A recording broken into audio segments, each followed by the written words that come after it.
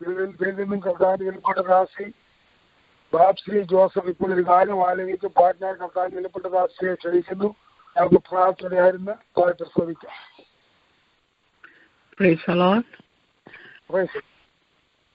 ആരാധ്യൻ യേശുപരാ വണങ്ങുന്നു ഞാൻ പ്രിയനേ, തേജസ്സേറു മേന്മുഖമൻ ഹൃദയത്തിനാനന്ദമേ. ആരാധ്യൻ യേശുപരാ വണങ്ങുന്നു ഞാൻ പ്രിയനേ, തേജസ്സേറു നിൻമുഖമൻ ഹൃദയത്തിനാനന്ദമേ. നിൻ കൈകൾ എൻ കണ്ണീർ തുടയ്ക്കുന്നതറിയുന്നു ഞാൻ. നിൻ കൈകൾ എൻ കണ്ണീർ തുടയ്ക്കുന്നതറിയുന്നു ഞാൻ. ആരാധ്യൻ യേശുപരാ വണങ്ങുന്നു ഞാൻ പ്രിയനേ, തേജസ്സേറു നിൻമുഖമൻ ഹൃദയത്തിനാനന്ദമേ.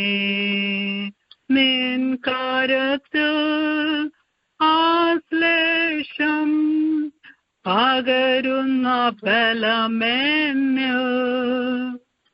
നിൻ കരത്തിൽ ആശ്ലേഷം പകരുന്ന ബലമെന്നു. ആരാധ്യൻ യേശുപരാ വണങ്ങുന്നു ഞാൻ പ്രിയനേ, തേജസ്സേറു നിൻമുഖമൻ ഹൃദയത്തിനാനന്ദമേ. മാധുര്യമാ നിൻമൊഴികൾ തണുപ്പിക്കുമെൻ ഹൃദയം. മാധുര്യമാ നിൻമൊഴികൾ തണുപ്പിക്കുമെൻ ഹൃദയം. ആരാധ്യൻ യേശുപരാ വണങ്ങുന്നു ഞാൻ പ്രിയനേ, തേജസ്സേറു നിൻമുഖമൻ ഹൃദയത്തിനാനന്ദമേ.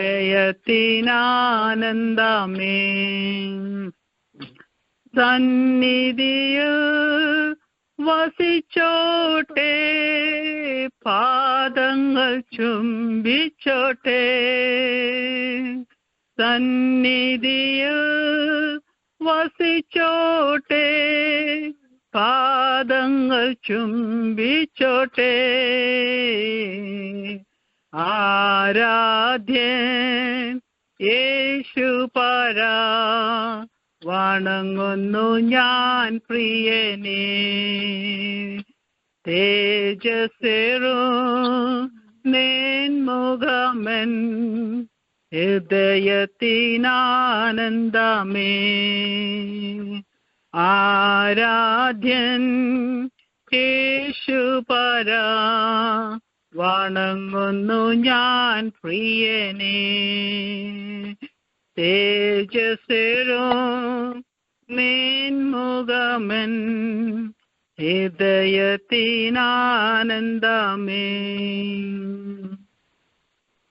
Thank you. Thank you. God bless you. Thank you for a beautiful song. അനുഗ്രഹിക്കപ്പെട്ടൊരു ഗാനം ആലപിക്കുവാൻ വിലപ്പെട്ട ദാസികം കൃപ കൊടുത്തുവല്ലോ. കൃപ കൊടുത്തിരിക്കുന്ന അഭിഷേകം പറഞ്ഞിരിക്കുന്നു. നല്ല സ്വരവും നല്ല ശബ്ദവും കർത്താവിന് വേണ്ടി പാടുവാൻ പ്രവർത്തിക്കാൻ ഒക്കെയും ദൈവം കൊടുത്തിരിക്കുന്നല്ലോ. ഹാലിൽ അനുഗ്രഹിക്കപ്പെട്ട ഒരു ഗാനമായിരുന്നു. ഹാലിൽ സ്തോത്രം. ആരാധ്യൻ, ആരാധിക യോഗ്യൻ. ഹാലേലൂയ. കുഞ്ഞാടേ നീ യോഗ്യൻ, യോഗ്യൻ, യോഗ്യൻ. നീ അർക്കപ്പെട്ടു. ഹാലേലൂയ. അവിടുത്തെ രക്തത്തിന്റെ വിലയായ നാം ദൈവത്തിന് കൊടുക്കേണ്ട മഹത്വ സ്തുതി സ്തോത്രത്തിനും പുകഴ്ചയ്ക്കും ബഹുമാനത്തിനും യോഗ്യൻ നമ്മുടെ കർത്താവ് മാത്രം. ഹല്ലേലൂയ. പാട്ട് പാടിയപ്പോൾ കർത്താവ് മഹത്വം എടുക്കുകയും അനുഗ്രഹ സമൃദ്ധി എല്ലാവരുടെ മേലും ദൈവം പറഞ്ഞ പാട്ടോടെ അവിടുത്തെ നാമത്തെ സ്തുതിപ്പാൻ ഇടയായി തീർന്നുവല്ലോ. അനുഗ്രഹിക്കപ്പെട്ടൊരു ഗാനമായിരുന്നു. ഹല്ലേലൂയ സ്തോത്രം. പിന്നെ അനുഗ്രഹിക്കപ്പെട്ട ഗാനങ്ങൾ ആലപിക്കുവാൻ സ്വർഗ്ഗത്തിലെ ദൈവം മകൾക്ക് എല്ലാവർക്കും കൃപ നൽകി അനുഗ്രഹിക്കുമാറായിട്ട്. ഈ പകലിൽ പാട്ട് പാടുന്ന മക്കളെ എല്ലാം നല്ല സ്വരവും നല്ല ശബ്ദവും കൊടുത്ത് കർത്താവ് അവിടുത്തെ മഹത്വത്തിനാക്കി തീർക്കുവാൻ നമുക്ക് ദൈവത്തോട് പ്രാർത്ഥിക്കാം. Thank you. God bless U. Hallelujah. ബഹുമാനം ദൈവനെ സൂക്ഷിപ്പാൻ പോകുന്ന ദൈവഭക്തനെ നമുക്ക് ദൈവങ്ങളിൽ ഏൽപ്പിച്ച് പ്രാർത്ഥിക്കാം. അറിഞ്ഞിരിക്കേണ്ട വിലപ്പെട്ട സത്യങ്ങൾ, മർമ്മങ്ങൾ, വചനത്തിന്റെ പൊരുളുകൾ തിരിച്ച് ഈ രാത്രിയിലും ശരിയാവണ്ണം മനസ്സിലാകത്തക്ക നിലയിൽ സംസാരിപ്പാൻ ദൈവഭക്തനെ ദൈവം കരങ്ങളിലെടുത്ത് ഹല്ലേലൂയ സ്തോത്ര സഹായിക്കുന്നില്ല. ഈ രാത്രിയിലും പരിശുദ്ധാത്മാവ് കരങ്ങളിലെടുത്ത് തേജസ്സിന്റെ ശുശ്രൂഷ, അഭിഷക്ത ശുശ്രൂഷ, വിടുതലിന്റെ ശുശ്രൂഷ, അത്ഭുത ശുശ്രൂഷ ഹല്ലേലൂയ നടത്തിപ്പാൻ നമുക്ക് ദൈവത്തോട് പ്രാർത്ഥിക്കാം. ദൈവശബ്ദമാവും നാം കേൾക്കുന്നത്. കാലി നമുക്ക് കേൾപ്പാൻ യഹോവയുടെ വചനം, കാലി ദൈവത്തിന്റെ വചനം അത്ഭുതമായ വചനമാവുന്ന സ്തോത്രം. ലൗകികന്മാർക്ക് ദൈവവചനം അരോചകമായിരിക്കുമ്പോൾ ദൈവജനത്തിനത് അത്ഭുതങ്ങൾ കൊണ്ട് നിറഞ്ഞതാവുന്നു. നമുക്ക് ഹല്ലേലൂയ നമുക്ക് കേൾപ്പാൻ ദൈവത്തിന്റെ വചനം ഹല്ലേലൂയ സ്തോത്രം സ്തോത്രം സ്തോത്രം. വചനത്തിന്റെ പ്രവൃത്തികളൊക്കെ ഭയങ്കരമാവും. അതിവേഗം ഓടുന്ന വചനം, സൃഷ്ടിക്കുന്ന വചനം, സൗഖ്യം തരുന്ന വചനം ഹല്ലേലൂയ സ്തോത്രം. വചനത്തിന്റെ പ്രവൃത്തി ദൈവം പറയുന്നു, എന്റെ അതിനത്തിൽ നിന്ന് പുറപ്പെട്ട എന്റെ വചനം, എന്റെ വായിൽ നിന്ന് പുറപ്പെട്ട എന്റെ വചനം ഞാൻ അയച്ച കാര്യം സാധിപ്പിക്കാതെ എന്റെ അടുക്കൽ മടങ്ങി വരികയില്ല. അങ്ങനെയെങ്കിൽ ഇന്ന് രാത്രികാലം ദൈവഭക്തൻ ദൈവവചനത്തിൽ സൂക്ഷിക്കുമ്പോൾ വചനത്തിങ്കൽ വിറയ്ക്കുന്നവരായി ഭയഭക്തിയോട് നമുക്കായിരിക്കണം. സ്തോത്രം. വചനത്തിന്റെ വാതിൽ തുറന്നു കൊടുക്കാം. ദൈവത്തിന്റെ സ്തോത്രം ചെയ്യുന്ന കർത്താവെ ദൈവം ചെയ്ത എല്ലാ നന്മകൾക്കായി ഞങ്ങൾ നന്ദിയോടെ സ്തോത്രം ചെയ്യുന്ന ആരാധനയ്ക്ക് യോഗ്യനായ കർത്താവിനെ ആരാധിക്കാൻ ഞങ്ങൾക്ക് തന്ന സൗകാശത്തിനായി ഞങ്ങൾ നന്ദിയോടെ സ്തോത്രം ചെയ്യുന്നു. സ്തുതിക്ക് സ്തോത്രത്തിന്റെ മഹത്വത്തിന് യോഗ്യനായ കർത്താവിനെ സ്തുതിക്കുവാൻ കർത്താവ് മഹത്വപ്പെടുത്തുവാൻ കർത്താവ് ഞങ്ങൾ സ്തോത്രം ചെയ്യുന്നു. കർത്താവ് ഞങ്ങളെ സ്നേഹിച്ച് ഞങ്ങളെ രക്ഷിക്കുന്ന നല്ല സമയത്തിനായി സ്തോത്രം. സകല മാനവും മഹത്വവും വീഴ്ചയും അങ്ങേക്ക് തരുന്നു. യേശുവിന്റെ നാമത്തിൽ പ്രാർത്ഥിക്കുന്നു. കർത്താവേ കൃപയോടെ കേൾക്കണമേ സ്വർഗീയ പിതാവേ. ആമേൻ. ആമേൻ. Thank you. God bless you. നമ്മളെ ഐശ്വര്യമായി കർത്താവ് അനുഗ്രഹിക്കാൻ ശുശ്രൂഷിക്കുമ്പോൾ ഹല്ലേലൂയ യഹോവേ അറിയിക്കണമേ, അടിയൻ കേൾക്കുന്നു എന്നുള്ള പ്രാർത്ഥനയോട് ഭയമൊക്കതയോട് ഉറമയോട് നമുക്ക് ദിവസമായിരിക്കാം. വൈദ്യ ശുശ്രൂഷയ്ക്കായി പ്രധാനം വെല്ലപ്പെട്ട ദാസൻ ഇവാഞ്ചലിസ്റ്റ് സൂക്ഷിപ്പാൻ പോകുന്നു. വിലപ്പെട്ട ദാസനെ ആദ്യമോട് സ്നേഹത്തോടെ കൂടെ ക്ഷണിക്കുന്നു. നാം വളരെ പ്രാർത്ഥിച്ചായിരിക്കാം. ഹല്ലേലൂയ സ്തോത്രം. ദൈവനാമം വാഴ്ത്തപ്പെടുമാറാകട്ടെ. കേൾക്കേണ്ട തടസ്സമില്ലല്ലോ അല്ലേ? നല്ല രാത്രി വേളക്കായി ദൈവത്തെ സ്തുതിക്കുന്നു. ഇപ്രകാരം നമുക്ക് ഈ ഒക്ലഹോമ പ്രയർ ലൈനിലൂടെ ദൈവത്തിലേക്ക് കടച്ചു വരുവാൻ അന്വേഷണ ഇടിയിൽ നിന്ന് പ്രാർത്ഥിപ്പാൻ പാടി ദൈവത്തെ ആരാധിപ്പൊക്കെ ദൈവം നമ്മെ സഹായിച്ചുവല്ലോ. ഈ മീറ്റിങ്ങിന് നേതൃത്വം കൊടുക്കുന്ന കർത്താവിന്റെ ശ്രേഷ്ഠദാസനോട് ദൈവത്തെ സ്തുതിക്കുന്നു. അനേക വിഷയങ്ങളോട് പ്രാർത്ഥിപ്പാൻ ദൈവദാസനെ ദൈവം ബലപ്പെടുത്തിയല്ലോ. ദൈവം ധാരാളമായി അനുഗ്രഹിക്കുകയും സഹായിക്കുകയും ചെയ്യട്ടെ. പാട്ടുപാടിയ വെബ്സി പ്രാർത്ഥിച്ച പ്രിയ ദേവദാസി എല്ലാവരും ഓർ ദൈവത്തെ സ്തുതിക്കും. ദൈവം ധാരാളമായി അനുഗ്രഹിക്കട്ടെ. ഒക്ലഹോമ പ്രയർ ലൈൻ നേതൃത്വം നൽകി വരുന്ന പ്രിയർത്താൻ ദാസൻ സാക്ഷിറിയാൻ ശ്രദ്ധിച്ച് മക്കള് അവരെല്ലാം ഓർ ദൈവത്തെ സ്തുതിക്കുന്നു. ദൈവങ്ങളുടെ പ്രവൃത്തിയെ മാനിക്കുകയും അനുഗ്രഹിക്കുകയും അത് അനേകർക്ക് അനുഗ്രഹവും വിടുതൽ കരണത്തിന് വേണ്ടിയാക്കി ചെയ്യട്ടെ എന്ന് പ്രാർത്ഥിക്കുന്നു. ഈ പ്രയറിലുള്ള എല്ലാ പ്രിയപ്പെട്ടവർ ദൈവത്തെ സ്തുതിക്കും. ദൈവം നിങ്ങളെല്ലാവരും ധാരാളമായി ഇന്നത്തെ കാലം അനുഗ്രഹിക്കുമാറാകട്ടെ. വേഗം വരുന്ന യേശുക്രിസ്തു നാമത്തിലുള്ള സ്നേഹ വന്ദനങ്ങളെ ഈ സമയത്ത് അറിയിക്കുന്നു. അനേക വിഷയങ്ങൾ ഓർത്ത് നമ്മൾ കടന്നു പോകുന്ന ഈ സാഹചര്യത്തിൽ അനേക വിഷയങ്ങളോർത്ത് പ്രാർത്ഥിപ്പാൻ ദൈവദാസനെ സഹായിച്ചല്ലോ. പ്രാർത്ഥിച്ച ദൈവദാസിയെ സഹായിച്ചല്ലോ. പ്രത്യേകാല നമ്മെ ദൈവത്തിന്റെ ഇനത്തെ ഈ ലോകത്തിന്റെ വെളിച്ചം ആക്കി കർത്താവ് വെച്ചിരിക്കാൻ ദൈവത്തിന് ഏറ്റവും പ്രിയപ്പെട്ടവരാണ് നമ്മൾ ഓരോരുത്തരും. അതുകൊണ്ട് നമ്മുടെ പ്രാർത്ഥനയും വളരെ വിലയേറിയതാണ്. പ്രത്യേകാല നാം ആയിരിക്കുന്ന ഈ അമേരിക്ക തന്നെ വളരെ പാരമ്പര്യ അവസ്ഥയിലൊക്കെ കടന്നു പോവുകയാണ്. മുന്നമേ തന്നെ ഇവിടെ റിസഷനും കാര്യങ്ങളും ഒക്കെ ഉള്ള സമയത്താണ് എനിക്ക് തോന്നിയ കഴിഞ്ഞ സൂചിപ്പിച്ചു ചെറുതായിട്ട് യുക്രൈൻ യുദ്ധത്തെയും ഇസ്രായേൽ യുദ്ധത്തെയും ഒക്കെ ഈ രാജ്യം സപ്പോർട്ട് ചെയ്യേണ്ട ഒരു സാഹചര്യം ഉണ്ടായിരിക്കുന്നത്. അത് തന്നെ ദേശത്തിന് ബുദ്ധിമുട്ടുള്ളൊരു കാര്യമായിട്ടാണ് തീർന്നിരിക്കുന്നത്. അതുകൊണ്ട് ഇന്ന് യുക്രൈൻ യുദ്ധത്തെയൊക്കെ സപ്പോർട്ട് ചെയ്യാനായിട്ട് മടിക്കുന്ന ഒരു സാഹചര്യമാണുള്ളത്. അതുപോലെ ഷൂട്ടിംഗ് പലയിടത്തായി നടന്നുകൊണ്ടിരിക്കുന്നു. ഒരു നിയന്ത്രണം അതിനകത്തുണ്ടാവുന്നില്ല. അങ്ങനെ അനേക ദൈവജന വിരുദ്ധമായ കാര്യങ്ങൾ, ഡ്രഗ് അഡിക്ഷനും ആൽക്കഹോളിക് അഡിക്ഷനും അങ്ങനെ ദൈവജന വിരുദ്ധമായ അനേക സ്വന്തം ഗോമേറിയ പാപങ്ങളൊക്കെ ഒത്തിരി വർദ്ധിച്ചുകൊണ്ടിരിക്കുക. അതിന്റെ എല്ലാം മധ്യത്തിൽ ദൈവത്തിന്റെ ജനത്തിന്റെ പ്രാർത്ഥനയാണ് വളരെ പ്രയോജനകരമായിരിക്കുന്നത്. ദൈവത്തിന്റെ ജനനിമിത്തമായി ദൈവം ദേശത്തെ അനുഗ്രഹിക്കേണ്ടതിന് നമ്മൾ പിന്നെയും പ്രാർത്ഥിക്കണം. അതുപോലെ തന്നെ ഇസ്രയേലും കടന്നു വന്ന അവസ്ഥകൾ വളരെ ഭാരമേറിയ അവസ്ഥയാണ്. അവര് ആ ഗാസയിൽ കടന്നു ചെന്ന് യുദ്ധമൊക്കെ ചെയ്യുന്നു. അനേകരവിടെ മരിച്ചു വീഴുന്നു. ബന്ദികളായി കൊണ്ടുപോയവർ ഇപ്പോഴും അവിടെ മിക്കവരും അവിടെ തന്നെ ആയിരിക്കുന്നു. ഇസ്രയേലും ഭാരതത്തിലായിരിക്കുന്നു. ലോകരാജ്യങ്ങൾ പല വിധത്തിലെ അഭിപ്രായങ്ങളുമായി പല സൈഡ് ചേരുന്ന അവസ്ഥകൾ ഈ സമയത്ത് പ്രത്യേകിച്ച് നമ്മൾ ഇസ്രയേലിന്റെ സമാധാനത്തിനായി പ്രാർത്ഥിക്കേണ്ടിയിരിക്കുന്ന ആ യുദ്ധം അവസാനിക്കേണ്ടതൊരു ആവശ്യമാണ്. അതിനുവേണ്ടി നമ്മൾ പ്രത്യേകം പ്രാർത്ഥിക്കണം. യുക്രൈൻ യുദ്ധവും അവസാനിക്കേണ്ടത് ആവശ്യമാണ്. അങ്ങനെ പലവിധമായ പ്രശ്നങ്ങളാൽ ലോകമെല്ലാം അറിഞ്ഞ് ഭാരങ്ങളുടെ ജനം കടന്നു പോകുന്ന അവസ്ഥയാണ്. നമ്മുടെ കർത്താവിന്റെ വരവും ഏറ്റവും ആസന്നമായിരിക്കുന്നു. അവരുടെ ദിവസങ്ങൾ നമ്മൾ പ്രാർത്ഥനയോടെയും മറ്റുള്ള കഷ്ടത അനുഭവിക്കുന്നവർക്ക് പ്രാർത്ഥിക്കേണ്ടത് ആവശ്യമാണ്. രക്ഷയിലേക്ക് കടന്നവർ വേണ്ടി ഓർത്ത് പ്രാർത്ഥിക്കേണ്ടത് ആവശ്യമാണ്. നാമും ദിവസങ്ങളിൽ ഒരുക്കത്തോടെ ആയിരിക്കാം നമ്മെ കൊണ്ടാകുന്നിടത്തോളം ദൈവത്തിന്റെ മോഹത്തിനായി പ്രവർത്തിക്കാനൊക്കെ ദൈവം നമ്മെ സഹായിക്കുകയും ശക്തീകരിക്കുകയും ചെയ്യുമാറാട്ടെ എന്ന് പ്രാർത്ഥിക്കുന്നു. നമ്മളെ അതിനായി ദൈവം ശക്തീകരിക്കുമാറാട്ടെ. നമ്മൾ കഴിഞ്ഞ പ്രാവശ്യം ചിന്തിച്ച ആ വേദഭാഗം ഫിലിപ്പിയ ലേഖനം 1-ാം അധ്യായം 27-ാം വാക്യത്തിലായിരുന്നു നമ്മൾ അതിന്റെ മധ്യഭാഗത്ത് അന്ന് നമ്മൾ അവസാനിപ്പിച്ചത്. ഇന്ന് വൈകിയ സമയത്ത് വീണ്ടും നമ്മൾ ആ ഫിലിപ്പിയ ലേഖനം 1-ാം അധ്യായം 27-ാം വാക്യം തൊട്ട് 30 വരെയുള്ള വാക്യങ്ങളാണ് പ്രധാനമായും ചിന്തിപ്പാനായിട്ട് ആഗ്രഹിക്കുന്നത്. ഞാൻ ആ ഭാഗം വേദഭാഗം വായിക്കുന്നത്. ഫിലിപ്പിയ ലേഖനം 1-ാം അധ്യായം 27 തൊട്ട് 30 വരെയുള്ള വാക്യങ്ങൾ. ഞാൻ നിങ്ങളെ വന്ന് കണ്ടിട്ടോ ദൂരത്തിരുന്ന് നിങ്ങളുടെ അവസ്ഥ കേട്ടിട്ടോ നിങ്ങൾ ഏകാത്മാവിൽ നിലനിന്ന് എതിരാളികളാൽ ഒന്നിലും കുലുങ്ങിപ്പോകാതെ ഏക മനസ്സോടെ സുവിശേഷത്തിന്റെ വിശ്വാസത്തിനായി പോരാട്ടം കഴിക്കുന്നു എന്ന് ഗ്രഹിക്കേണ്ടതിന് ക്രിസ്തുവിന്റെ സുവിശേഷത്തിന് യോഗ്യവണ്ണം മാത്രം നടപ്പീൻ. ഇത് അവരുടെ നാശത്തിനും നിങ്ങളുടെ രക്ഷയ്ക്കും ഒരടയാളമാകുന്നു. അത് ദൈവം തന്നെ വെച്ചതാകുന്നു. ക്രിസ്തുവിൽ വിശ്വസിപ്പാൻ മാത്രമല്ല അതിനുവേണ്ടി കഷ്ടം അനുഭവിപ്പാനും കൂടി നിങ്ങൾക്ക് വരം നൽകിയിരിക്കുന്നു. നിങ്ങളെങ്കിൽ കണ്ടതും ഇപ്പോൾ എന്നെ കുറിച്ച് കേൾക്കുന്നവയെ അതേ പോരാട്ടം നിങ്ങൾക്കും ഉണ്ടല്ലോ. ഒരു വാക്ക് പ്രാർത്ഥിച്ചിട്ട് നമുക്ക് മുന്നോട്ട് കടന്നു പോകാം. ഞങ്ങളെ സ്നേഹിക്കുന്ന ദൈവമേ, ഞങ്ങളുടെ സ്വർഗീയ പിതാവേ, നല്ല വൈകി വിളക്കായി സ്തുതിക്കുന്നു. ഈ ഒക്ലോമ പ്രയർലൈൻ്റെ ആഭിമുഖ്യത്തിൽ ഞങ്ങൾക്ക് അങ്ങനത്തെ സന്നിലേക്ക് അടുത്ത് വന്ന് തിരുസനിൽ അന്വേഷികളോട് പ്രാർത്ഥിപ്പാനും പാടുവാനും ദൈവമേ ആ വൈദ്യം ധ്യാനിപ്പാനൊക്കെ ഞങ്ങൾക്ക് ഇരുന്നുള്ള സമയത്തിനായി അങ്ങേ സ്തുതിക്കുന്നു. ഇത്രത്തോളം ഈ പ്രയർ ലൈനിനെ അവിടുന്ന് അനുഗ്രഹിച്ചല്ലോ. ലീഡിയും ദൈവദാസനെ ഈ ദിവസങ്ങൾക്ക് ധാരാളമായി അനുഗ്രഹിക്കുക സഹായിക്കുകയും ചെയ്യണമേ. ഈ മിനിസ്ട്രിക്ക് ലീഡർഷിപ്പ് കൊടുക്കുന്ന ദാസൻ സാക്സറിയാനെയും കുടുംബത്തെ അവിടെ ധാരാളമായി അനുഗ്രഹിക്കണമേ. ഈ പ്രയർലൈന് അനേകർക്ക് അനുഗ്രഹത്തിന് കാരണമാക്കി തീർക്കണമേ. പ്രത്യേക ദൈവമേ, ഞങ്ങൾ ഓർത്തുപോലെ ഈ ദിവസങ്ങളിൽ ഞങ്ങളായിരിക്കുന്ന ആ സാഹചര്യങ്ങൾ ഈ രാജ്യത്തിന്റെ ആണെങ്കിലും മറ്റു പല രാജ്യങ്ങളുടെ ആണെങ്കിലും അവസ്ഥകൾ വളരെ മോശമായ അവസ്ഥയിലേക്ക് കടന്നു പോകുന്നല്ലോ. ഈ രാജ്യത്തെ അവിടെ നിന്ന് സഹായിക്കണമേ. ജന നിമിത്തമായ ദേശത്തെ അവിടെ നിന്ന് ദൈവമേ സഹായിക്കുക അനുഗ്രഹിക്കുകയും ചെയ്യണമേ.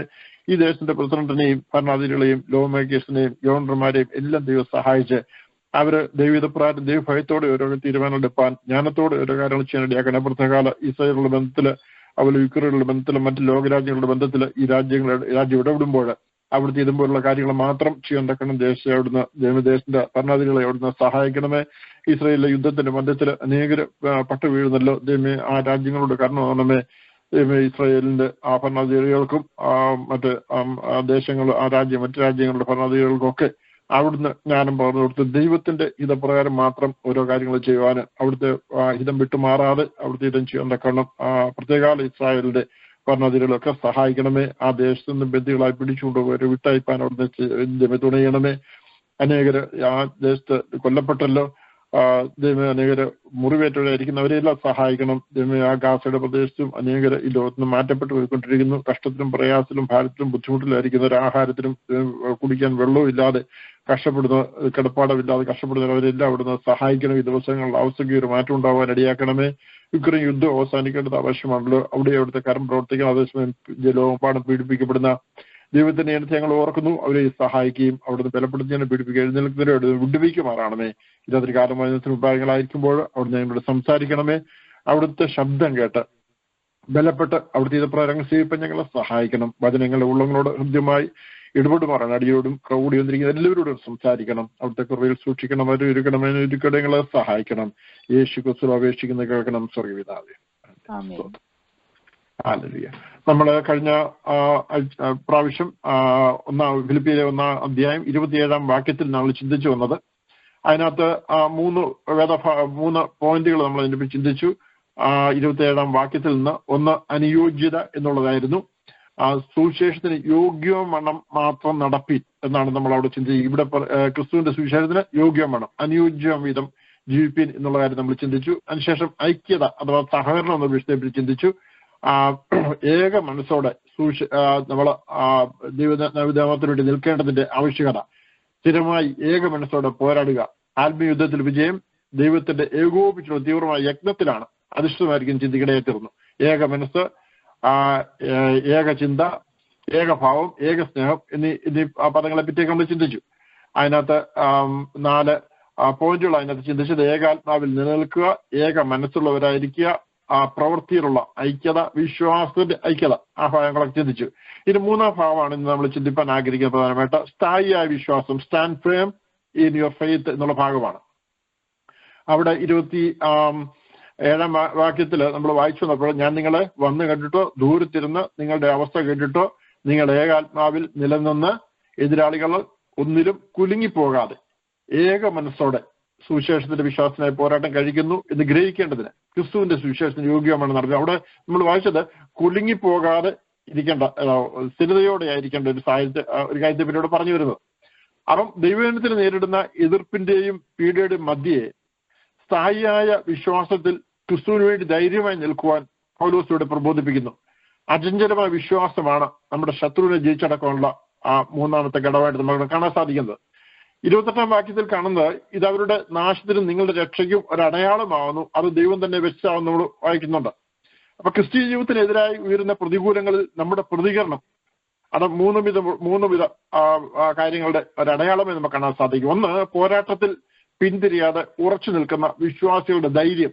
അത് ദൈവിക സ്വഭാവത്തിന്റെ ഒരടയാളമായിട്ട് കാണാൻ സാധിക്കും.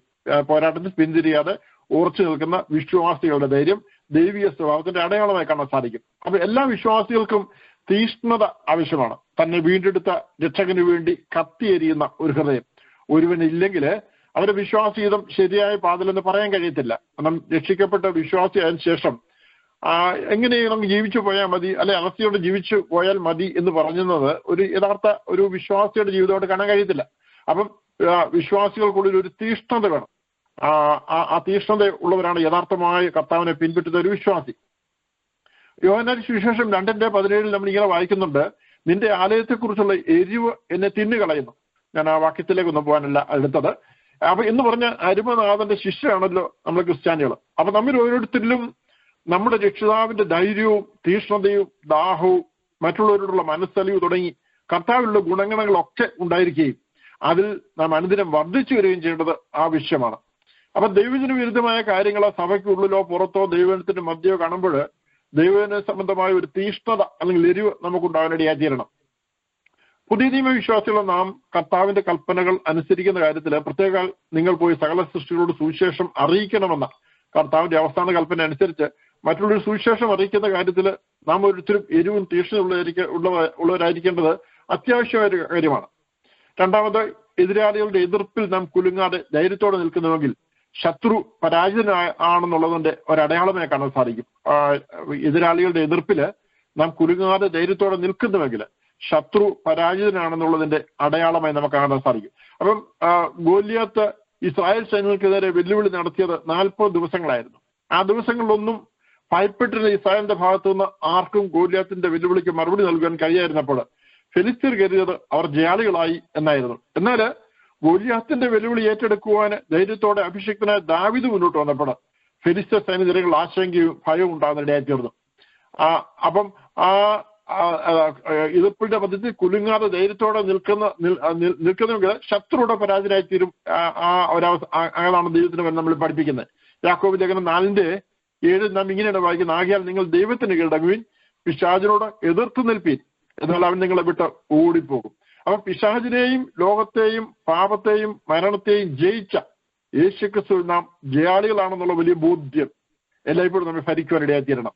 അങ്ങനെ നാം കുലുങ്ങാതെ ധൈര്യത്തോടെ എതിർത്ത് നിൽക്കുമ്പോൾ മുന്നമേ പരാജയനായ പിശാച് നമ്മെ വിട്ട് ഓടിപ്പോകാനിടയായിത്തീരും. എന്നാൽ നമ്മൾ ധൈര്യത്തോടെ എതിർത്ത് നിൽക്കുന്നില്ലെങ്കിലോ അവിടെ നമ്മൾ ഭയപ്പാടുള്ളവരായിരിക്കും. ആ ഭയപ്പാടുമായി നിൽക്കുന്ന ഒരു വ്യക്തിയെ ശത്രു പിന്നെ ഭയപ്പെടുത്തുവാൻ ശ്രമിക്കും. അത് അധൈര്യത്തിലേക്കും വീഴ്ചയിലേക്കും പോയിടേക്കും. അതുകൊണ്ട് ഏതൊരു സാഹചര്യം വന്നാലും അവിടെ പതറാതെ ധൈര്യത്തോടെ ശത്രുവോട് എതിർത്ത് നിൽക്കുവാൻ തക്ക ഇടയായിത്തീരണം. അങ്ങനെ എതിർത്ത് നിൽക്കുമ്പോഴാണ് പിശാച് നമ്മെ വിട്ട് ഓടിപ്പോകേണ്ടത്. നമ്മുടെ അടുത്ത് ആ പിശാചിന്റെ തന്ത്രങ്ങൾ വിലപ്പോവില്ലെന്നുള്ള ധാരണയുണ്ട്. അപ്പം നമ്മുടെ അടുത്ത് പിശാചിന്റെ തന്ത്രം വിലപ്പോവില്ലെന്ന് പറയുന്നത് നമ്മുടെ കഴിവിനല്ല, നമ്മോടൊപ്പമുള്ള ദൈവത്തിന്റെ ശക്തിയാൽ അത്രേ.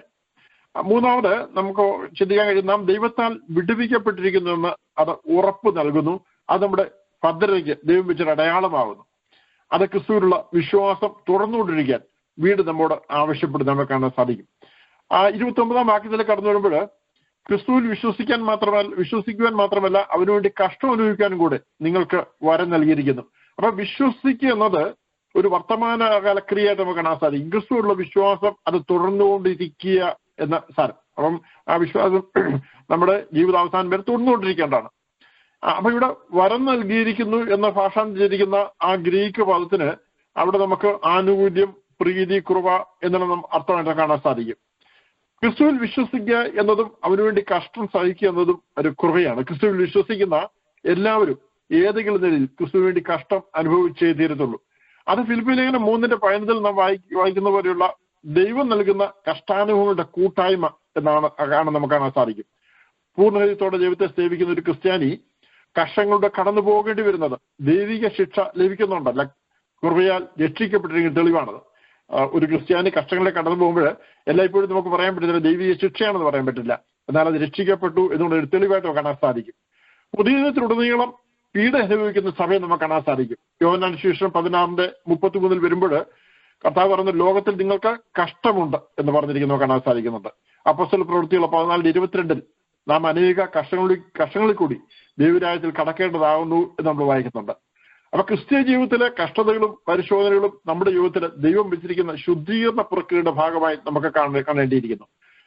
ദൈവരാജ്യ വ്യാപ്തിക്കായി ദൈവം ഒരുക്കുന്ന ഒരു പാഠശാലയാണ് കഷ്ടതയെന്നും അത് ഒരുവനിൽ വിശ്വാസം കൂടുതൽ അർത്ഥവത്താക്കി തീർക്കുന്നതിനുള്ള ഉപാധി ആണെന്നുമുള്ള പൗലോസിന്റെ സ്വന്തം അനുഭവം ഫിലിപ്പിയർക്ക് മാത്രമല്ല നാം ഉൾപ്പെടെയുള്ള എല്ലാ വിശ്വാസികൾക്കും അന്വർത്ഥമാണ് നമുക്ക് കാണാൻ സാധിക്കും. ഒരിക്കൽ ക്രിസ്ത്യാനിയായി തീർന്നാൽ പിന്നെ ഒരു പ്രശ്നങ്ങളും ഉണ്ടാകില്ലെന്ന് പലരും കരുതുന്നുണ്ടായിരിക്കാം. അപ്പൊ ഒരുവൻ സുവിശേഷം അംഗീകരിച്ച് യേശുവിൽ വിശ്വസിച്ച് ക്രിസ്ത്യാനിയായി തീർന്നു, ദൈവം ആഗ്രഹിക്കുന്നത് ഓരോ ദിവസവും ചെയ്യുന്നു.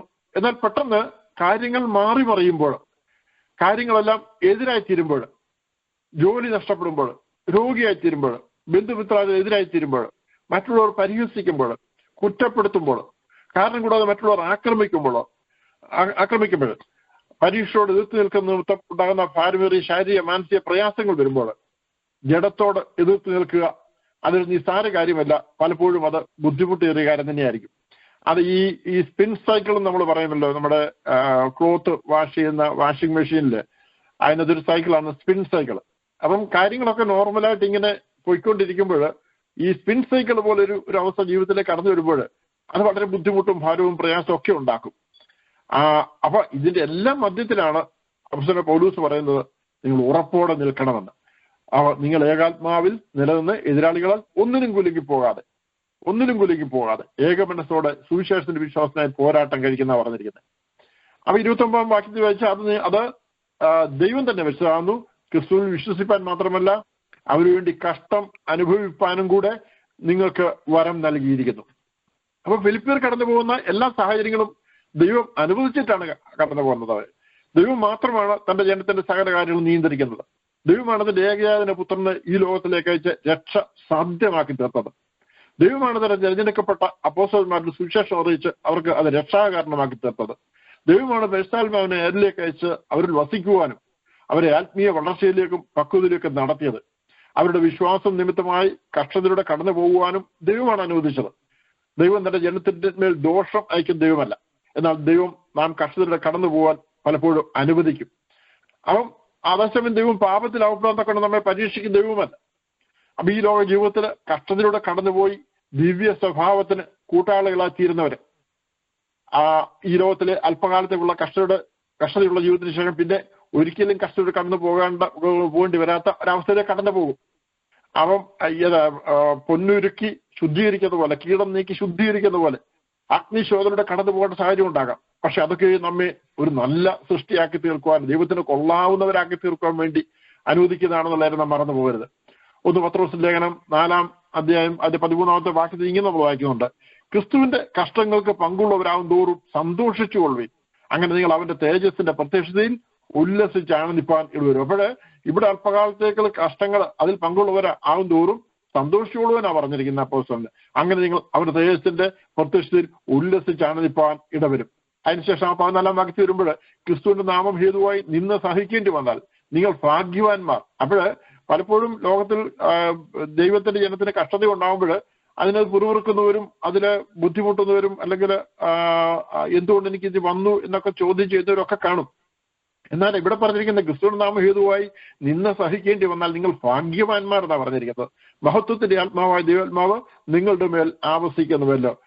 പിന്നെ വായിക്കുന്നു: നിങ്ങളാരും കൊലപാതകനോ കള്ളനോ ദുഷ്പ്രവൃത്തിക്കാരനായിട്ടല്ല കഷ്ടം സഹിക്കേണ്ടത്, പല കാര്യത്തിൽ ഇടപെടുന്നവനുമായിട്ടുമല്ല. ക്രിസ്ത്യാനിയായിട്ട് കഷ്ടം സഹിക്കേണ്ടി വന്നാലോ ലജ്ജിക്കരുത്, ഈ നാമം ധരിച്ചിട്ട് ദൈവത്തെ മഹത്വപ്പെടുത്തി എത്ര വേണ്ടത്. അപ്പം ക്രിസ്ത്യാനിയായിട്ട് കഷ്ടം സഹിക്കേണ്ടി വന്നാൽ അതിൽ ലജ്ജിക്കരുത്, ഈ നാമം ധരിച്ചിട്ട് ദൈവത്തെ മഹത്വപ്പെടുത്തി എത്ര വേണ്ടതാണ് അവിടെ പറഞ്ഞിരിക്കുന്നത്. അപ്പം ഫിലിപ്പിയിലുള്ള ദൈവത്തിന് ജനം കഷ്ടത്തിൽ കടന്നു പോകുന്നത് അവരുടെ തെറ്റുമൂലമോ പാപം നിമിത്തമോ അല്ല, പിന്നെയോ ദൈവം അവരെ ദൈവത്തിന് കൊള്ളാവുന്നവരാക്കി തീർക്കേണ്ടതിന് വേണ്ടി ആ കഷ്ടത അനുവദിക്കുന്ന അത്ര നമുക്ക് കാണാൻ സാധിക്കും. 1 പത്രോസ് ലേഖനം 2-ാം അധ്യായം അതിന്റെ 19 മുതൽ 21 വാക്യം ഇങ്ങനെയാണ് വായിക്കുന്നത്: ഒരുത്തൻ ദൈവത്തെക്കുറിച്ചുള്ള മനോബോധ നിമിത്തമായി അന്യായമായ കഷ്ടവും ദുഃഖവും സഹിച്ചാൽ അത് പ്രസാദമാകുന്നു. നിങ്ങൾ കുറ്റം ചെയ്തിട്ട് അടികൊള്ളുന്നത് സഹിച്ചാൽ എന്ത് യശസ്സുള്ളൂ, അല്ല നന്മ ചെയ്തിട്ട് കഷ്ടം സഹിച്ചാൽ ദൈവത്തിന് പ്രസാദം. അതിനായിട്ടല്ലോ നിങ്ങളെ വിളിച്ചിരിക്കുന്നത്. ക്രിസ്തു നിങ്ങൾക്ക് വേണ്ടി കഷ്ടം അനുഭവിച്ച് നിങ്ങൾ അവന്റെ കാൽച്ചൂട് പിന്തുടരാൻ മാതൃക വെച്ചു പോയിരിക്കുന്നു. അപ്പം കുറ്റം ഒന്നും ചെയ്തിട്ടില്ലാത്ത യേശു ക്രിസ്തു നമുക്ക് വേണ്ടി കഷ്ടം അനുഭവിച്ചു, കാൽച്ചൂട് പിന്തുടരാൻ ഒരു മാതൃക വെച്ചു പോയിരിക്കുന്നതാണ് വായിച്ചത്. അതേ യേശു ക്രിസ്തുവിനെ പിൻപറ്റുന്ന നാമും അതേപോലെ കഷ്ടത്തിൽ കടന്നു പോകേണ്ടി വരും. അവസാനമായി താൻ പ്രബോധിപ്പിക്കുന്നത് നമുക്കുള്ള പോരാട്ടങ്ങൾ ഒന്നും തന്നെ ഒറ്റപ്പെട്ട ഒന്നല്ല, അതേ പോരാട്ടം മറ്റു വിശ്വാസികളും അനുഭവിക്കുന്നു എന്നാണ്. 30-ാം വാക്യത്തിൽ നമ്മൾ വായിക്കുന്നു: നിങ്ങൾ എങ്കിൽ കണ്ടതും ഇപ്പോൾ എന്നെക്കുറിച്ച് കേൾക്കുന്നതുമായ അതേ പോരാട്ടം നിങ്ങൾക്കും ഉണ്ടല്ലോ.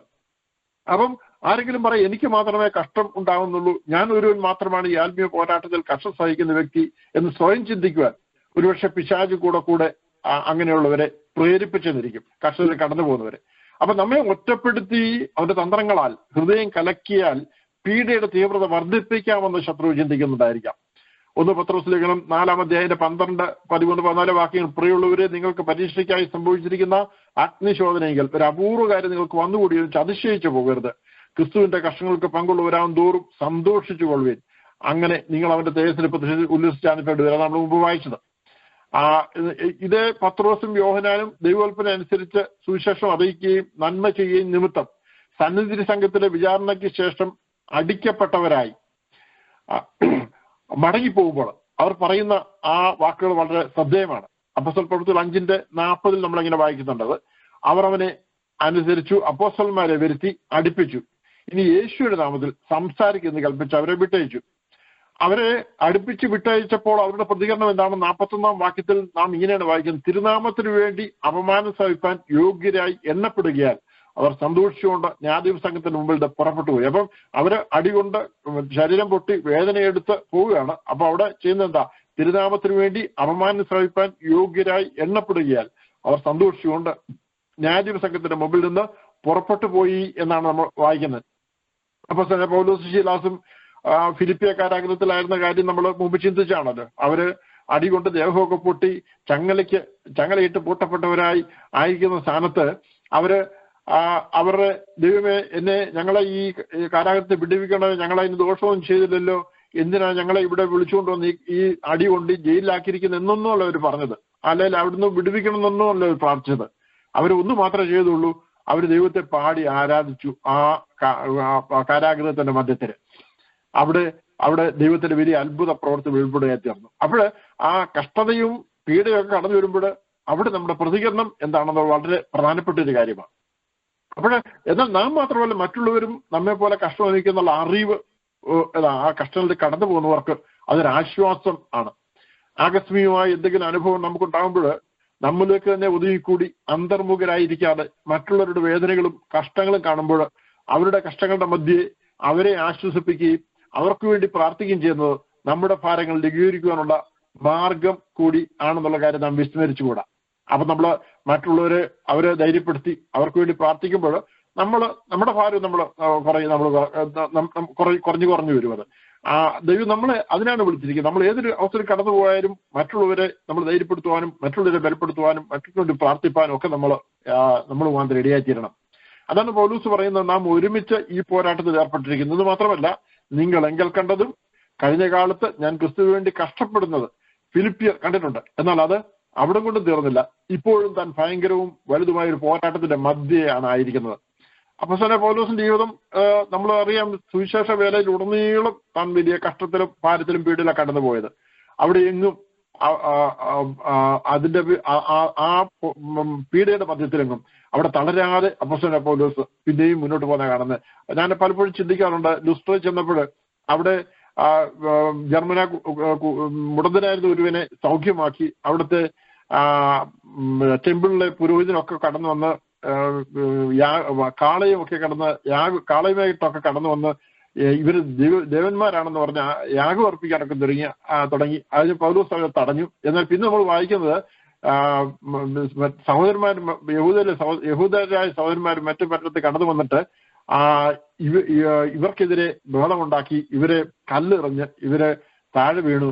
ഒടുവില് പൗലൂസ് മരിച്ചതായിട്ടാണ് അവർ മനസ്സിലാക്കിയത്. എന്നിട്ട് ആ പൗലൂസിനെ വലിച്ച് അവർ പുറത്തേക്ക് മാറ്റി ഇടുന്നുണ്ട്. അവിടെ പൗലൂസിന്റെ ശരീരത്തിൽ ശ്വാസം നഷ്ടപ്പെട്ട ഒരവസ്ഥയാണ്. എന്നിട്ട് പിന്നെ നമ്മൾ വായിക്കുന്നു സഹോദരന്മാര് ചുറ്റും നിന്ന് ഒരു പ്രാർത്ഥിച്ചു. അപ്പോഴും പൗലോസ് എഴുന്നേറ്റെന്ന് വായിക്കുന്നു. എന്നാൽ അവിടെ വായിക്കുന്ന ഒരു കാര്യം, പൗലോസ് അവിടെ എഴുന്നേറ്റ് അടുത്ത പട്ടണത്തിൽ പോയി സുവിശേഷം അറിയിച്ചെന്ന് എഴുതിയിരിക്കുന്നത്. സാധാരണഗതിയിൽ നമ്മൾ ചിന്തിക്കാൻ മനസ്സിലാക്കേണ്ടത് എന്താ, അത്രമേൽ കല്ലേറുകൊണ്ട് മരിച്ച വ്യക്തിയായി താഴെ വീണ ഒരു വ്യക്തി അവിടുന്ന് എഴുന്നേൽക്കുമ്പോൾ ദേഹം മുഴുവൻ ചതഞ്ഞ് പൊട്ടി ഒരു പരുവമായ ഒരാള് അത് കുറെ നാളുകൾ ചികിത്സ ചെയ്ത് ഭേദമാക്കിയെങ്കിലേ പിന്നെ പോകാൻ പറ്റത്തില്ല. ഇവിടെ നല്ല വായിച്ചത് നമ്മൾ വായിക്കുന്നത് അവിടുന്ന് അടുത്ത പട്ടണത്തിലേക്ക് പോയി സുവിശേഷം അറിയിച്ചെന്നാണ് വായിക്കുന്നത്. അവിടെ ഒരു വിശ്രമം എടുത്തായിട്ടോ ഇടവേള എടുത്തായിട്ടോ ഒന്നും നമ്മൾ വായിക്കുന്നില്ല. അപ്പൊ അതായിരുന്നു പൗലോസിന്റെ പ്രതികരണം ഈ കഷ്ടതയുടെ മധ്യത്തിലുള്ളത്. മനസ്സുകൊണ്ട് താന് അങ്ങനെയുള്ള സാഹചര്യങ്ങൾ വരുമ്പോൾ അവിടെയെങ്കിലും പതറാതെ ഉറപ്പോടെ ധൈര്യത്തോടെ നിൽക്കുവാനായി തീർന്നു. അപ്പം ഇവിടെയും ഇപ്പോൾ ഈ ലേഖനം എഴുതുന്ന സമയത്തും പൗലോസ് കാരാഗ്രഹത്തിലാണ്. ഈ നജസ് താൻ ചൂണ്ടിക്കാണിക്കുന്ന മറ്റുള്ളവരുടെ സഹതാപം പിടിച്ചു പറ്റാനല്ല, കഷ്ടത്തിൽ വിജയം നൽകുന്ന ഈ ഒരു ദൈവത്തിൽ മറ്റുള്ളവർ വിശ്വസിക്കുവാനും ക്രിസ്തുവിൽ വളരുവാനും ആഗ്രഹിച്ചുകൊണ്ടാണ് അപ്പോസ്തലനായ പൗലോസ് ഈ കാര്യം ചൂണ്ടിക്കാണിക്കുന്നത്. അവ ഈ ലോകത്തിലായിരുന്നപ്പോൾ ഏറിയ പീഡകളുടെയും കഷ്ടങ്ങളും കടന്നുപോയവരും അങ്ങനെ രക്തസാക്ഷികളായി തീർന്നവരുമായി ഒരു വലിയ കൂട്ടം വിശുദ്ധന്മാരെ കുറിച്ച് എബ്രായലേഖനം 11-ാം അധ്യായത്തിൽ പ്രതിപാദിച്ചിട്ട് 12-ാം അധ്യായത്തിലേക്ക് വരുമ്പോൾ അത് ആരംഭിക്കുന്ന ഇങ്ങനെയാണ്: ആകയാൽ നാമും സാക്ഷികളുടെ ഇത്ര വലിയൊരു സമൂഹം നമുക്ക് ചുറ്റും നിൽക്കുന്നത് കൊണ്ട് സകല ഭാരവും മുറിവപ്പെട്ട ഭാവവും വിട്ട് നമുക്ക് മുമ്പിൽ വെച്ചിരിക്കുന്ന ഓട്ടം സ്ഥിരതയോട് ഓടുക. വിശ്വാസനായാലും പൂർത്തന്നെ യേശുവിനെ നോക്കുക. താൻ മുമ്പിൽ വെച്ചിട്ട് സന്തോഷം ഓർത്ത് അവൻ അപമാനം അലക്ഷ്യമാക്കി ക്രൂശിനെ സഹിക്കുകയും ദൈവസിംഹാസനത്തിന്റെ വലതുഭാഗത്ത് ഇരിക്കുകയും ചെയ്തു. നിങ്ങളുടെ ഉള്ളിൽ ക്ഷീണിച്ചു മടക്കാതിരിപ്പാൻ പാപികൾ തനിക്ക് നേരിട്ട് ഇങ്ങനെയുള്ള വിരോധം സഹിച്ചതിനെ ധ്യാനിച്ചുകൊള്ളുകയും. അപ്പൊ അവിടെ നമ്മൾ ആ വായിക്കുന്ന ആകയാൽ സാക്ഷിയുടെ ഇത്ര വലിയ ഒരു സമൂഹം നമുക്ക് ചുറ്റും നിൽക്കുന്നുണ്ട്, സകല ഭാരവും മുറിവ് പറ്റുന്ന ഭാവവും വിട്ട് നമുക്ക് മുമ്പിൽ വെച്ച് കൊണ്ട് സ്ഥിരതയോടെ ഓടുക. ഹല്ലേലൂയ. അപ്പൊ നമ്മൊരു ഓട്ടക്കളത്തിലാണ്. നമ്മോടൊപ്പം വലിയൊരു കൂട്ടം വിശുദ്ധന്മാർ ഓടുന്നുണ്ട്. എന്നാൽ ഓടിത്തികച്ച് ജയാളികളായി തീർന്ന ഒരു കൂട്ടം ആളുകൾ കാഴ്ചക്കാരെ പോലെ നമുക്ക് ചുറ്റും നിൽക്കുന്നുണ്ട്. അവർ നമ്മോട് വിളിച്ചു പറഞ്ഞൊരു യാഥാർത്ഥ്യമുണ്ട്: ഏറിയ കഷ്ടപ്പെട്ട് കടന്നുപോയവരാണ് ഞങ്ങള്. എന്നാൽ ഞങ്ങളുടെ ഓട്ടം ഞങ്ങൾ ഓടി തികച്ചിരിക്കുന്നു, ഞങ്ങൾ ജയാളികളായി തീർന്നിരിക്കുന്നു. ഈ ലോകത്തിൽ നിങ്ങളെ പിന്നോട്ട് വലിക്കുന്ന ഓട്ടത്തിന് തടസ്സമായി നിൽക്കുന്ന കാര്യങ്ങൾ തള്ളിക്കളഞ്ഞ് സ്ഥിരതയോടെ ഓടിക്കൊള്ളുക, നിങ്ങളും ലക്ഷ്യത്തിൽ എത്തിച്ചേരും. ഹല്ലേലൂയ. നിങ്ങൾ ഓടുമ്പോൾ നിങ്ങളുടെ ഓട്ടം തടസ്സമായി വരുന്ന ഒരു കാര്യത്തെ ശ്രദ്ധിക്കരുത്. നിങ്ങൾ ഓടുമ്പോൾ വിശ്വാസനായകനും പൂർത്തിയെഴുതുന്നതായ ജയാളിയ യേശുവിനെ നോക്കിക്കൊണ്ട് ഓടണം. ഹല്ലേലൂയ. ആദ്യ നൂറ്റാണ്ട് മുതൽ ഇന്നോളം അനേകർ ഈ ഓട്ടത്തിൽ ക്ഷീണിച്ച് മടുത്ത് പിന്മാറിപ്പോയിട്ടുണ്ട്. നമുക്കറിയാം കോവിഡ് കാലത്ത് ലോക്ക്ഡൌണിന് ശേഷം ചർച്ചകളിലേക്ക് പലരും തിരിച്ചു വന്നില്ലെന്ന് പലരും പറയുന്നത് കേട്ടു. അപ്പൊ നമ്മുടെ ചുറ്റുപാടുമുള്ള കാര്യങ്ങളിൽ കണ്ടിട്ട്, പലരുടെ ചുറ്റുപാടുള്ള കാര്യങ്ങൾ കണ്ടിട്ട് ക്ഷീണിച്ച് മടുത്തു പോകാൻ സാധ്യതയുണ്ട്. എന്നാൽ അങ്ങനെ നിങ്ങളുടെ ഉള്ളിൽ ക്ഷീണിച്ച് മടുക്കാതിരിപ്പാൻ, നിങ്ങൾക്ക് വേണ്ടി കഷ്ടങ്ങളേറ്റ് നിങ്ങൾക്ക് മുമ്പായി പോയ യേശുവിനെ ധ്യാനിച്ചു കൊള്ളുവീൻ എന്നാണ് അവിടെ പറഞ്ഞിരിക്കുന്നത്. അപ്പൊ നമ്മുടെ ഓരോ നിമിഷവും സംസാരിച്ചുകൊണ്ടിരിക്കുന്ന ഈ വചനങ്ങൾ നമുക്ക് ഓരോരുത്തർക്കും എത്രയോ ധൈര്യം നൽകുന്ന വാക്കുകളാണ്. ഹല്ലേലൂയ. നമ്മളും കഷ്ടത്തിൽ പ്രയാസത്തിൽ കടന്നു പോകുമ്പോൾ ഈ വാക്യങ്ങൾ നമ്മെ ധൈര്യപ്പെടുത്തുന്ന വാക്കുകളാണ്. കാരണം നമുക്ക് മുമ്പേ ഓടി തികച്ച ഒരു വലിയ വിശ്വാസ സമൂഹമുണ്ട്. അവര് നമ്മളെക്കാളേറെ ഒരുപക്ഷെ പീഡകളും കഷ്ടങ്ങളും പ്രയാസങ്ങളും കടന്നുപോയവരും രക്തസാക്ഷികളായി തീർന്നവരും ഏറിയ കൊടിയ പീഡനങ്ങൾ കടന്നുപോയവരും ഒക്കെ ആണ്. അവരൊക്കെയും എന്ന അവസാനം വരെയും പിടിച്ചു നിന്ന് ഓട്ടം തികച്ചവരാണെങ്കിൽ നമുക്കും ഈ ഓട്ടം ഓടി തികയ്ക്കാൻ കഴിയും. എന്നെ കേൾക്കുന്ന ഓരോരുത്തരുടെയും ഞാൻ പറയട്ടെ, നമ്മൾ കടന്നു പോകുന്ന ആ സാഹചര്യങ്ങൾ എന്തൊക്കെയാണല്ലോ, ഏതൊക്കെ ബുദ്ധിമുട്ടേറിയ ഭാരമേറിയ കഷ്ടതയുടെ മധ്യത്തിലൂടെ കടന്നു പോകുന്നവരാണെങ്കിലും രോഗത്തിന്റെ മധ്യ കടന്നു പോകുന്നതാണെങ്കിലും നാം നമ്മുടെ ഓട്ടക്കളത്തിലാണ്, നാം ഓടിക്കൊണ്ടിരിക്കുകയാണ്. നമ്മൾ കർത്താവിനെ മുന്നിൽ നിർത്തിക്കൊണ്ട് നമ്മൾ ഓടുന്നത്. നമ്മൾ തീർച്ചയായും ഓട്ടം ഓടി തികയ്ക്കും. ആ വിശ്വാസ സമൂഹം ഓടി തീർത്തവരോടൊപ്പം നാമും ചെന്ന് ചേരും എന്നുള്ള കാര്യത്തിൽ അത് സംശയമില്ല. അവിടെ ധൈര്യത്തോടെ ദിവസങ്ങൾ നമ്മൾ പിന്നെ നമുക്ക് നമ്മുടെ ഓട്ടം ഓടുവാൻ ഇടയായി തീരട്ടെ. യേശു യോർദാനിൽ സ്നാനമേറ്റ ശേഷം 40 ദിവസം പിശാചിനുള്ള പരീക്ഷ നേരിടേണ്ടി വന്നായിട്ട് നമ്മൾ വായിക്കുന്നുണ്ട്. താൻ നേരിട്ട പരീക്ഷയിൽ ജയാളിയായി യേശു ആത്മാവിന്റെ ശക്തിയോടെ ഗിരിയിലേക്ക് മടങ്ങിച്ചെന്ന് ലൂക്കോസ് ശേഷം 4:14 നാം വായിക്കുന്നുണ്ട്. അതിനുശേഷം യേശു തന്റെ പരസ്യ ശുശ്രൂഷ ആരംഭിക്കാനിടയായി. എന്നാൽ തന്റെ തുടർന്നുള്ള ഈ ലോകത്തിലെ ജീവിതകാലം മുഴുവൻ പിശാചിനോടുള്ള പരസ്യമായ യുദ്ധമായിരുന്നു. ഭൂതബാധിതരെയും നാനാവ്യാധിക്കാരെയും യേശു എന്ന് വിടുവിച്ചപ്പോൾ പിശാചിന്റെ കോട്ടകളെ തകർത്ത് പിശാച് പിടിച്ചടക്കി വെച്ച് ബന്ധനത്തിലാക്കി വെച്ചിരുന്നവരെ യേശു മോചിപ്പിക്കുകയാണ് ചെയ്തത്. ഒരുവൻ രക്ഷിക്കപ്പെട്ട് യേശുവിനെ പിൻപറ്റി തുടങ്ങുമ്പോൾ തന്നെ പോർക്കളത്തിൽ യുദ്ധത്തിനായി ഇറങ്ങിയാണ്. ലോകത്തിലെ യുദ്ധങ്ങൾക്ക് സന്ധി സംഭാഷണങ്ങളും വിരാമവും ഒക്കെ ഉണ്ടാകുമെങ്കിലും ഒരു ക്രിസ്ത്യാനിയുടെ ജീവിതത്തിലെ അന്ധകാര ശക്തികൾക്കെതിരെയുള്ള യുദ്ധത്തിന് വിരാമമില്ല. അത് ഒരുവന്റെ അവസാന ശ്വാസം വരെ അനുസ്യൂതം തുടരുന്നതാണ്. എന്നാൽ നാം ചെയ്യുന്ന ആത്മീയ യുദ്ധം നമുക്ക് ഒറ്റയ്ക്ക് ചെയ്യുവാനോ തനിയെ ജയിക്കുവാനോ സാധ്യമല്ല. നാം യുദ്ധക്കളത്തിലായിരിക്കുമ്പോൾ നമ്മോടൊപ്പം തകർക്കുന്ന രാജാവ് യേശു ക്രിസ്തുവും നമുക്ക് ആവശ്യമായ ശക്തി പ്രദാനം ചെയ്യുവാൻ പരിശുദ്ധാത്മാവും സ്വർഗീയ ദൂതന്മാരുടെ സൈന്യഗണവും നമുക്ക് സഹായത്തിനുണ്ടാവും. അത് എന്നാൽ തിരിച്ചറിയാൻ കഴിയുന്നില്ലെങ്കിൽ ധൈര്യത്തോടെ ആയിരിക്കേണ്ടത് നാം ഭയപ്പെടുന്ന എത്തിയാറുണ്ട്. ക്രിസ്ത്യ ജീവിതത്തില് പോർക്കളത്തിലാണ് നമുക്ക് ഭയപ്പെടേണ്ട കാര്യമാണ്. ഞാനീ പറഞ്ഞ പോലെ സ്വർഗത്തിന്റെ സർവ്വശക്തി നമ്മോടൊപ്പം നിന്നുകൊണ്ട് നമ്മെ മുന്നോട്ട് നയിക്കുകയാണ്. അവിടെ ഭയപ്പെട്ട് പിന്മാറിപ്പോകേണ്ട കാര്യമില്ല. നമ്മൾ ശക്തിയോടെ മുന്നോട്ട് ഓടി നമ്മുടെ ആ പോരാട്ടം പോരാടി ജയം പ്രാപിപ്പാൻ നമ്മൾ വിളിച്ചവരാണ്.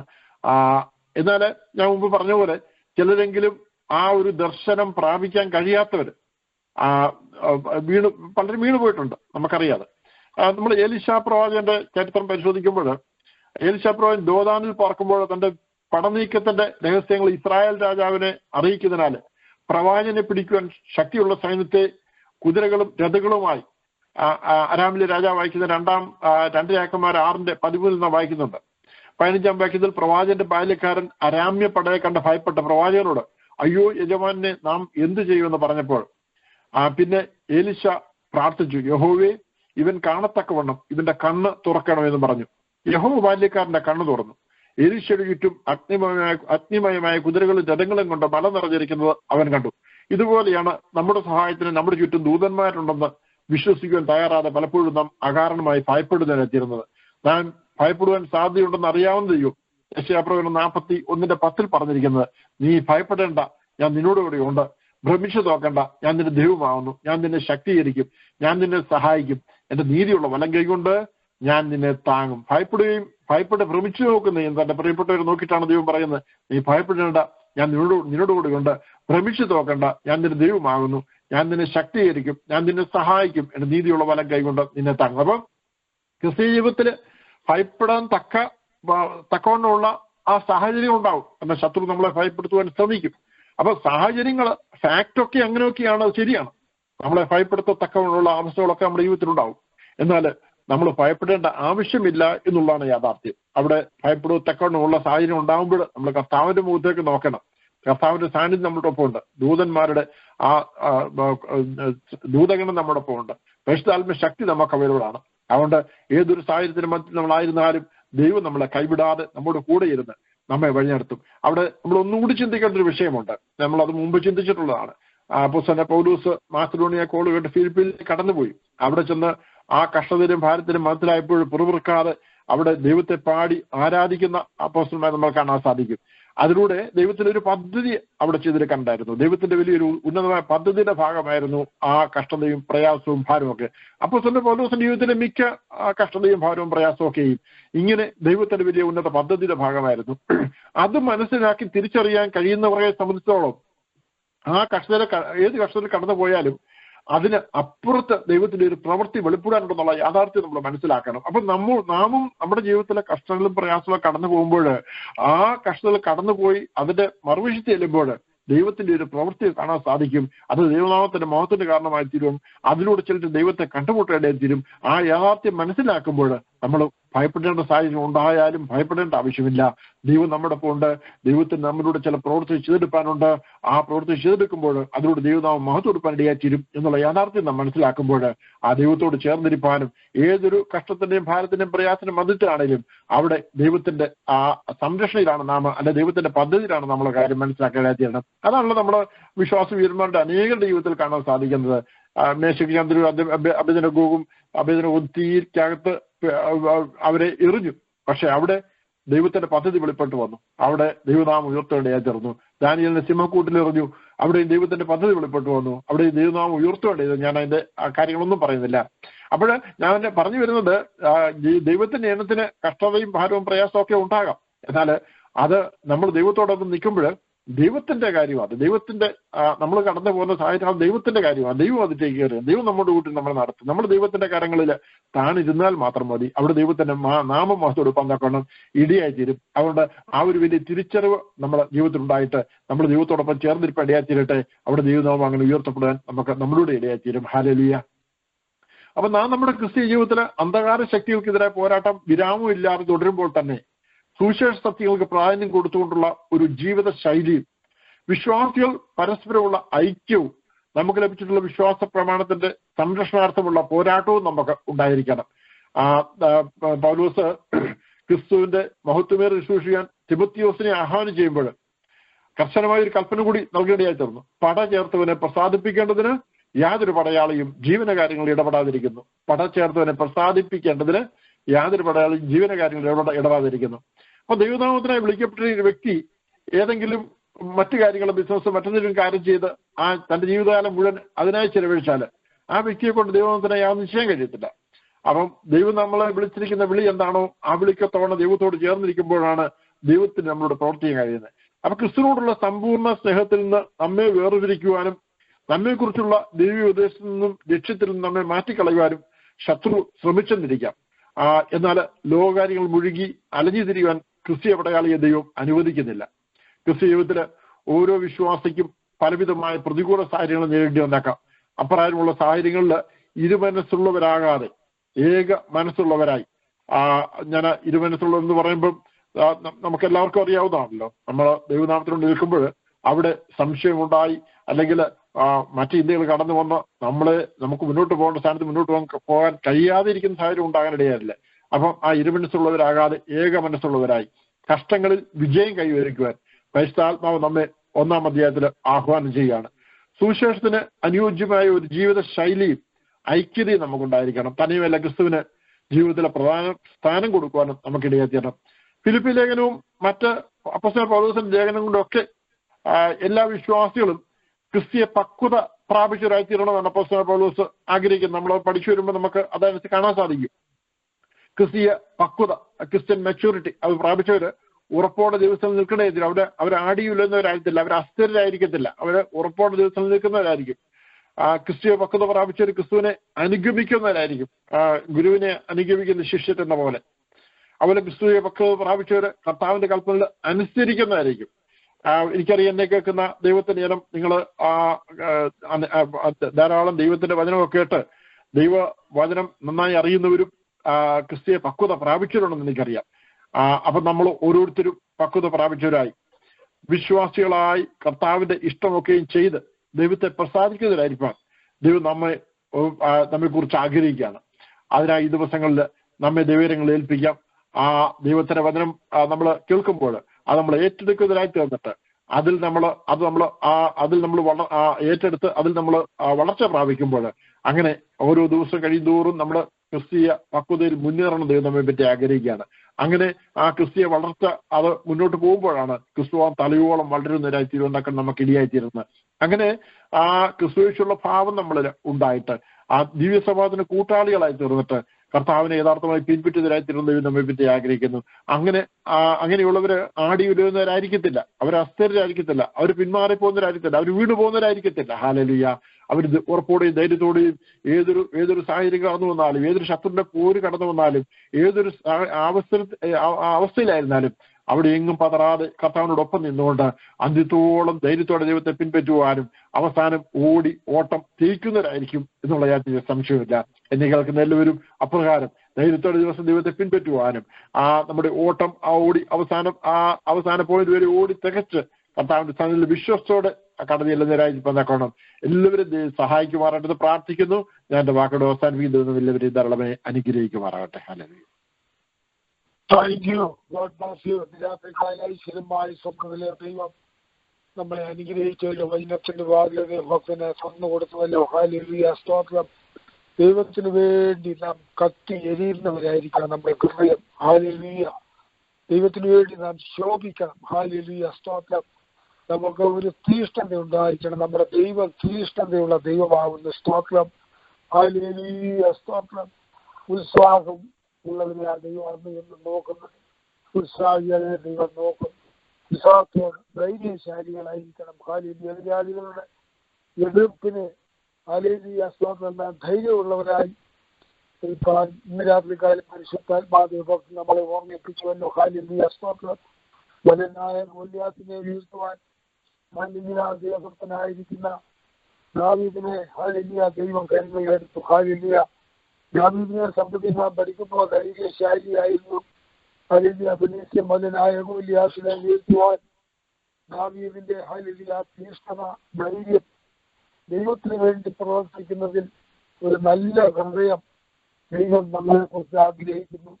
ഹല്ലേലൂയ. ഭയമുള്ളവരെ ദൈവം അടിച്ച കരങ്ങളെടുത്ത് കേൾക്കാൻ ഹല്ലേലൂയ മങ്ങിയിടക്കുന്ന വിലപ്പെട്ട മർമ്മങ്ങൾ വചനത്തിന്റെ പൊരുളുകളൊക്കെ തിരിച്ച് ഈ പ്രകടനത്തിൽ കൂടെ ദൈവം ശുശ്രൂഷിക്കുന്ന ഭക്തന്മാരെ എല്ലാം ഓരോ സെക്ഷനിൽ കടന്നു വരുന്ന ദൈവത്തെ പ്രാർത്ഥിക്കുന്നു. പാട്ട് പാടുന്നവർ, നീതി ചെയ്യുന്നവര്, ശുശ്രൂഷ ചെയ്യുന്നവരെല്ലാവർക്കായി പ്രാർത്ഥിക്കുന്നു. ആർക്കൊരു ദോഷം വരാതെ പരിപാലിക്കണമേ. അപകടങ്ങൾ അനർത്ഥങ്ങളാമത്തുകളൊന്നും ഉണ്ടാകാതെ ഞാൻ കാത്തുനിൽക്കാൻ കുടുംബകാര്യത്തിലാക്കി യാത്ര ചെയ്യുമ്പോൾ ദൈവമേ സംഹാരൻ, മരണവൻ, സത്വവിശ്വൻ, സാത്താൻ, അന്ധകാര ശക്തി തൊടാതെ കാണാൻ ദൈവത്താൽ മറക്കപ്പെട്ട് കാക്കണമേ. ഒരു ദിവസം എന്തെല്ലാം സംഭവിക്കുമെന്നതിന് ആരും അറിയുന്നില്ല. സകേലും അറിയുന്ന ദൈവം അതുങ്ങൾക്ക് വഴിക്കുള്ള വാക്യത്തിൽ അവിടുന്നാവും. മൃഗങ്ങളെ നീക്കി വരുന്ന അവിടുന്നാവും. അതുങ്ങൾക്ക് വേണ്ടി യുദ്ധം ചെയ്യുന്ന അവിടുന്നാവും. ശത്രുക്കൾ അതുങ്ങൾക്ക് നേരെയുണ്ട്.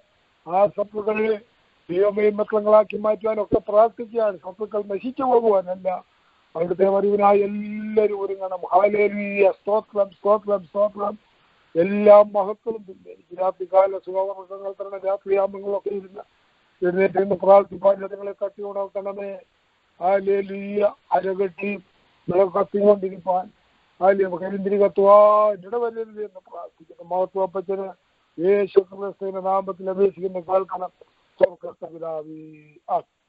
പിതാവായ ദൈവത്തിന്റെ സ്നേഹം പുനഃപുത്രനായ യേശു ക്രിസ്തുവിന്റെ കൃപയും ആശിസിച്ച എല്ലാവരും വിശുദ്ധാത്മാവിന്റെ കൂട്ടായ സംസർഗവും ഈ രാത്രികാലം ഹല്ലേലൂയ സംബന്ധിച്ച എല്ലാ പ്രിയപ്പെട്ട മക്കളുടെ മേലും ഭൂലോത്സവ വിശുദ്ധന്മാരുടെ മേലും ഇന്ന് കർത്താവിന്റെ രണ്ടാമത്തെ മേഘപ്രദേശത്തിൽ എപ്പോഴും കൃപയും സാന്നിധ്യം കൂടെ ഇരിക്കുമാറാകട്ടെ. ആമേൻ, ആമേൻ, ആമേൻ. God bless you. God bless us. God bless you too. Amen, amen, amen. God bless you too.